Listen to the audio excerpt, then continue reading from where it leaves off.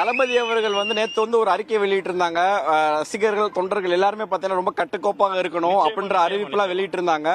இன்னைக்கு வரக்கூடிய சூழல் இங்கேயும் அதே மாதிரி கோயம்புத்தூர் போன்ற சூழல் இங்க உருவாகி இருக்கிறது. நிறைய பேர் இருக்காங்க. இதை எப்படி கட்டுப்படுத்த போறீங்க? நீங்க கோயம்புத்தூர் வேற ஊர்லாம் கிடையாது. மதுரைன்னா மதுரை தான்.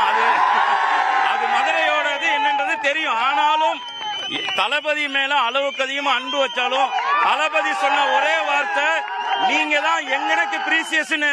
அதை விட தமிழ்நாட்டோட பிரீசியஸ் தளபதி அவர் சொல்ற வார்த்தை எங்களோட கட்டளையா வேதமா எடுத்துக்கிட்டு கண்டிப்பா நாங்க இது பண்ணுவோம்.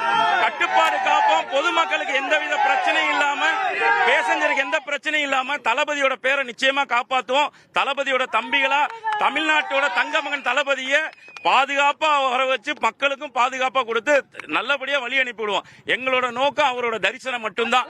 அவரை பார்க்கணும் அப்படின்ற ஒரே நோக்கம் தான். இன்னைக்கு திரையில் பார்த்ததை தரையில் பார்க்க போறோம்.